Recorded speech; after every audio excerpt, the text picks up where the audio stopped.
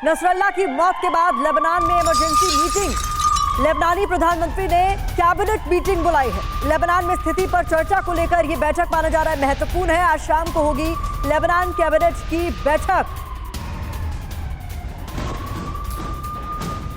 और देखिए इससे पहले क्या हुआ, यूएन में इजराइल के प्रधानमंत्री बेंजामिन नेतन्याहू का बयान सामने आया।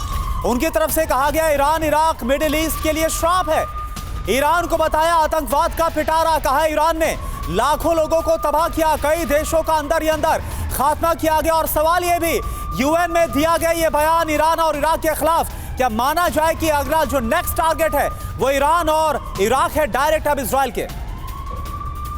सुमेत, मैं आपसे जानना चाहूंगा, बहुत ही टफ स्टैंड नजर आ रहा है यहां पर बेंजामिन नेतन्याहू का। सीरिया, ईरान, इराक मैप के जरिए कर्ज बताया है, श्राप बता दिया गया है। क्या मेरा वही जो सवाल मैंने पूछा था इससे पहले कि क्या जो नेक्स्ट टारगेट है वो सीधे तौर पर सीरिया, ईरान और इराक रहने वाला है इजराइल का? देखिए बिल्कुल, अब हर प्रॉक्सी की बारी आएगी। पहले आप देखिए कि हमास था, फिर हिजबुल्लाह हुआ, अब वो प्रॉक्सी जो आसपास बैठे हुए इजराइल के, चाहे वो सीरिया में बैठे हों, चाहे वो इराक में बैठे हों, या फिर उसके लिए उनको ईरान भी जाना पड़े। अब इजराइल हर किसी से अपने अपने हिसाब किताब पूरे करेगा। और ये इसलिए भी जरूरी है क्योंकि इजराइल को लगता है कि अगर अब लंबा सर्वाइवल करना है, अगर 7 अक्टूबर पिछले साल जैसा वाकया नहीं दोहराना, तो फिर उसको हार्ड स्टैंड लेना पड़ेगा। और ये बात वो निश्चित तौर पर अपने सभी अलायंस को भी या फिर अमेरिका को बहुत अच्छे तरीके से समझा चुका है। अमेरिका ने पिछले 1 साल में बहुत कोशिश की इजराइल को समझाने की, लगातार इंटरनेशनल प्लेटफॉर्म से भी बातों का जिक्र किया गया, लेकिन इजराइल नहीं माना। इजराइल ने वही किया जो उसके ऑब्जेक्टिव्स उसने सेट किए थे।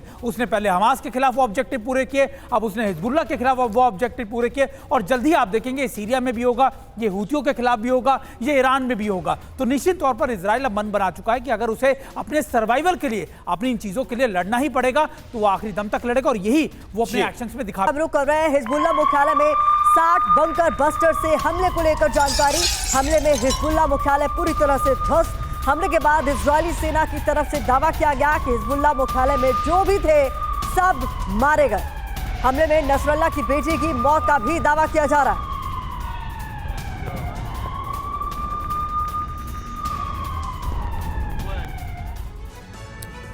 तो आप देखिए इजराइल के हमले में हिजबुल्लाह को बहुत बड़ा नुकसान हुआ है, टॉप लीडरशिप खत्म। यहां तक कि चोट नसरल्ला परिवार पर भी पड़ी है। कौन कौन मारा गया है? जैनब नसरल्ला, नसरल्ला की बेटी है। बताया जा रहा है कि इजराइल के इस हमले में उनकी भी मौत हो गई। इसके अलावा और किस किस की मौत का दावा किया जा रहा है? खास बात पहले आप समझ लीजिए, जो हमला हुआ उस वक्त जो नसरल्ला की बेटी वहां पर मौजूद थी, मोहम्मद हुसैन सरूर की बात करें, एयरफोर्स का चीफ है हिजबुल्लाह का, वो भी ढेर हुआ है। इसके अलावा वो कौन कौन लोग थे जो यहां मौजूद थे जहां पर हमला किया गया? इब्राहिम कुबैसी, मिसाइल यूनिट का चीफ, उसे भी ढेर कर दिया गया है इस हमले में जो आईडीएफ की तरफ से किया गया है। इसके अलावा इब्राहिम अकील ऑपरेशन सिस्टम का चीफ बताया जा रहा है जिसकी मौत हो गई।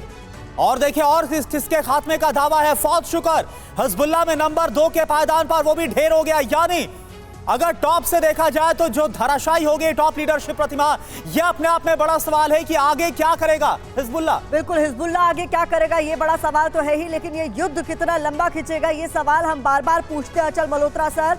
और मुझे लगता है इसका जवाब ये है कि शायद कह पाना मुश्किल होगा कि कितना लंबा चलेगा, क्योंकि इजराइल के लिए ये एग्जिस्टेंस की लड़ाई रही है हमेशा से, शुरुआत से। यहाँ बिल्कुल, जैसे मैंने पहले भी कहा, इजराइल ने अपना मन बना लिया है कि प्रोवोकेशन हमास की तरफ से आई थी 7 अक्टूबर को, और वो उसके लिए इजराइल के लिए काफ़ी जो एक बड़ी एम्बैरेसिंग सिचुएशन भी थी, क्योंकि इजराइल की एक रेपुटेशन है जिसको काफ़ी बड़ा धक्का लगा था कि ये ऑपरेशन हो कैसे गया। लेकिन तब से अब तक विद और विदाउट अमेरिकन अप्रूवल इजराइल ने ये सोच लिया है कि ये जितने भी ईरान के प्रॉक्सीज हैं और जितने भी एंटी इजरायली फोर्सेज हैं वो उसको एलिमिनेट किए बिना ना तो वो सीज फायर करेगा।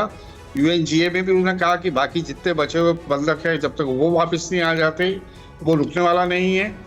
सवाल ये है कि ये लड़ाई तो इस तरह तब तक चलेगी जब तक ये प्रॉक्सीज कमज़ोर नहीं पड़ जाते। इजराइल के पास अपनी सपोर्ट भी है, अमेरिकन सपोर्ट भी है, यूरोपियन सपोर्ट भी है, तो ये तो खींच लेगा लड़ाई को। सवाल ये है कि ईरान अपने प्रॉक्सीज के थ्रू लड़ाई कितनी लंबी खींचेगा।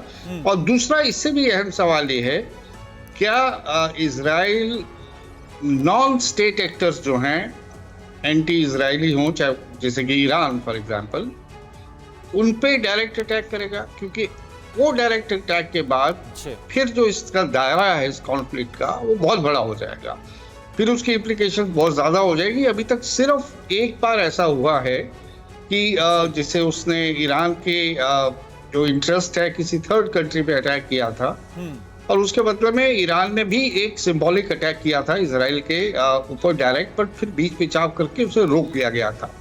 तो अगर वो सिचुएशन आ जाएगी तो फिर मुझे लगता है कि ये कॉन्फ्लिक्ट काफी बड़ा हो जाएगा। और अचल जब तक सर, आपने इस बीच बहुत बड़ी बात आपने बोली, इस पर मैं मनीष आपके पास आऊंगा, क्योंकि आपने बोला जब तक सभी प्रॉक्सीज का खात्मा नहीं हो जाता तब तक ये युद्ध चलेगा। तो क्या मिडल ईस्ट अब सुलगने वाला, इस पर मैं बात करूंगा मनीष आपसे।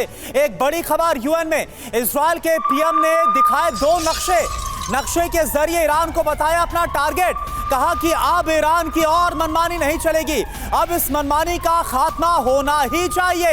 यानी आप देखिए कि इजराइल रुकने वाला नहीं है, अब सीधे टारगेट पर उसके ईरान और ईरान के खिलाफ भी क्या इसी तरह से बड़ा ऑपरेशन छेड़ा जाएगा? बड़ा सवाल।